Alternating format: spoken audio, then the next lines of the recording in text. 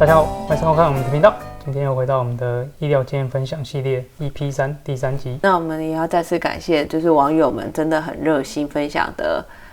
自己亲身经历的经验。对，好，然后我们来看看这个影片吧。我叫 Riley，住在荷兰快5年了。来荷兰之前呢，我有去装避孕器，就是体内那个避孕器的话，是同志的，因为台湾的选项有2种嘛，一个是同志的 IUD， 另外一个是荷尔蒙的 IUD， 它叫 Mirena， 但是在台湾 Mirena 算是比较稍微贵一点的选项。然后那时候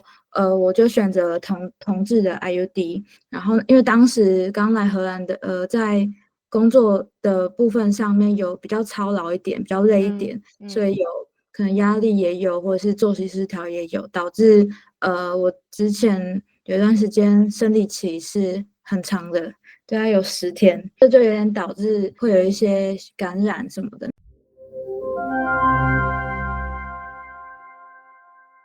那这边我想先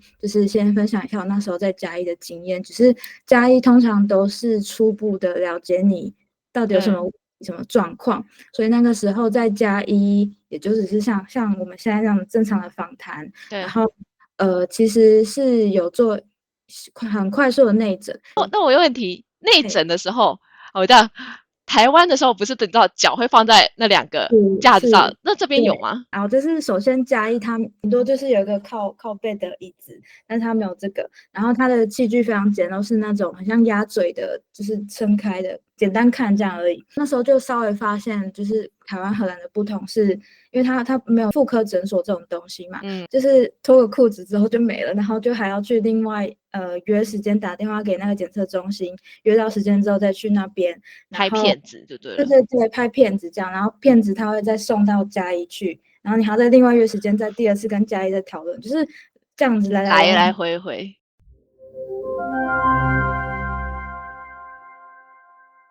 医院的话就会分妇科了吗？是这样吗？对，就比较专门。医院的那个诊间的感觉也非常像 GP， 就有点像办公室，有别于台湾，就是你去那种专科的妇科医院或是妇科诊所，你就是一个号码，然后可能来宾5号请到一号诊间看诊，它不是，它就是会让你在那个医生的诊间的门口等，然后就坐在那边等他，然后他会出来跟你打招呼，还跟你握手，就感觉像要谈生意的感觉。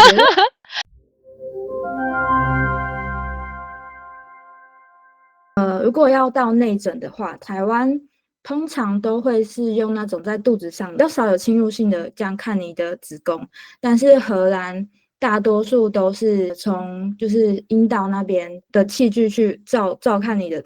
整个子宫，所以通常都是侵入性的，在荷兰都是。第二点，台湾的妇产科会有一些护士协助，对，我刚刚也很想问这个，他们会协助你，或是他们会给一些就是有点小鼓励，或者是有一些安慰，对，比较让你放松，不要那么紧张或尴尬。但是呢，我在荷兰妇产科医院的经验大多都是只有医生一个人。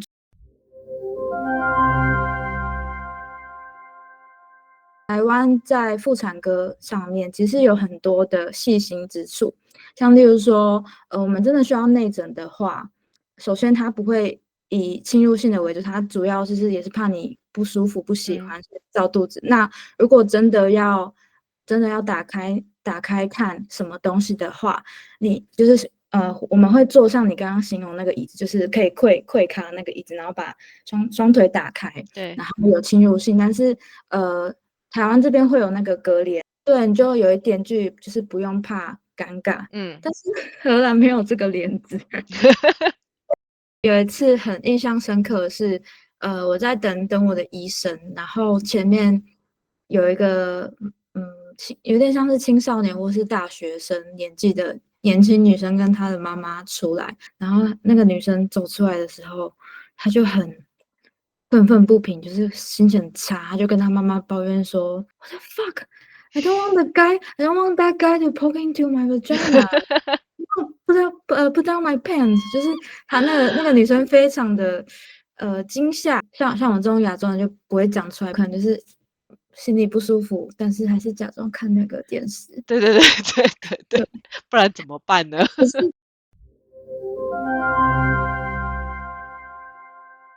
我刚才提过，在台湾的时候先装同志 IUD 过来，然后发现不符合身体，所以医生评估要先把它拿掉嘛。然后医生在拿掉我的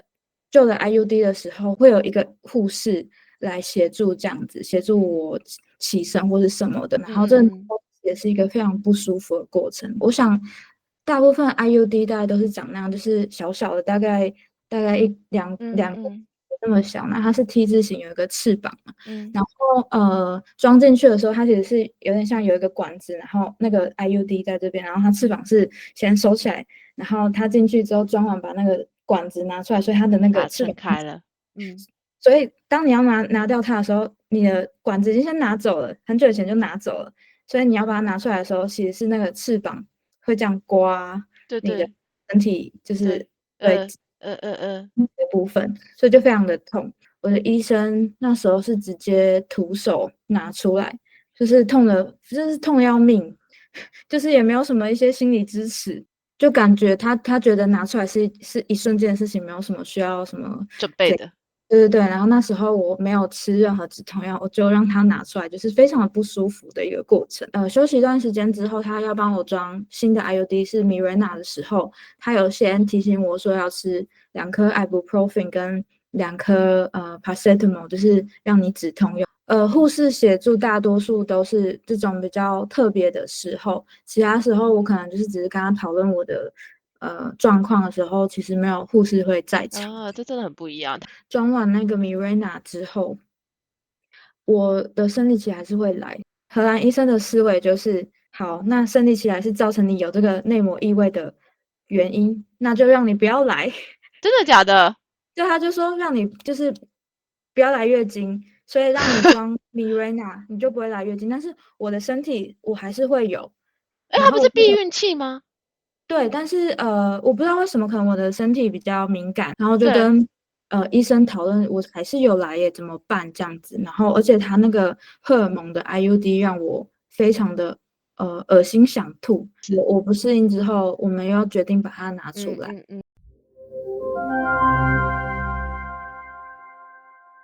然后后来他又说，就是去仔细看一下，就是为什么你会这么的不舒服，看看里面有没有一些卡住的东西。然后所以他帮我安排同一家医院，但是不同诊间的一个比较专门精密的测试。然后那一次呢，就是其实也是超音波，但是他们的什么仪器啊都是更精密的那一种。在那一个诊间的就比较特别一点，有一位专门检测的人员，然后有大概2位护士，对，然后请我先生陪我。然后在那之前，我的医生请我吃也是止痛药，吃超多颗。然后进去的时候，就那时候是我身体还有第2个 IUD 的时候，我们就是检测去看说到底发生什么事。然后我这次去的那一个是超 fancy 的，你有一个有气垫的椅子，然后有超大的荧幕在你旁边，然后就你的那个子宫对，然后而且它那个它有点像是鼻胃管的那种软管，然后有灯，你就是伸进去很仔细的看，然后有水流，还蛮不一样。就是2位护士小姐，就是可能他们知道说做这个检查会非常的痛，非常的不舒服，他们会比较温柔的给你一些 support 这样子，说那我们就是这边请坐，然后对你很温柔，对你很好，然后管子进去的时候，他就跟你说深呼吸哦，就是可能会有点不舒服，然后你要不要你老公来旁边，就是陪着你这样子。然后那个负责检测的那位医师也是很温柔，他就说来，我们来看看，有的是没有什么东西。你看，感觉这个就是我们看到这个东西，应该这个是造成你身体不舒服的一个东西。然后呢，他说没关系，一切都会好的，我帮你把它拿掉，这样子。他就是当下在那个检测仪器里面把在我体内的某个卡住的内膜把它清理掉。然后他就说，就是他同时也帮我把我的第2个 IUD 拿掉。他就说好，没有，就是一切都好的哦。那我现在帮你把你的那个 Mirena 拿掉，那你以后还有需要的话可以再装，没有关系。然后整个过程就是那个痛感就是很像接近生小孩，但是我还没生小孩，就是我不知道，反正但是就是很痛，很不舒服。然后护士小姐都对你很温柔，因为他们可能知道知说做道这是很痛的事情。非常的不舒服。然后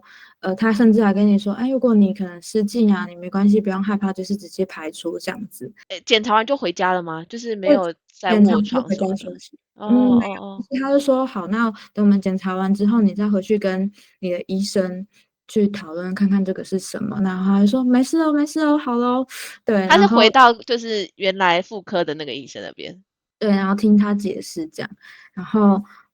在那天检测结束之后，我非常不舒服，我大概流血流了5天。然后呢，后来我收到那个账单，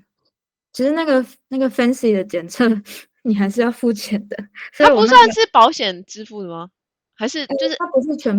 全支付，所以它有部分 分析？cover，然后部分我要自己负担。我记得我额外自己付了大概200多欧元，然后就说我花这200多欧元，然后换来5天的流血。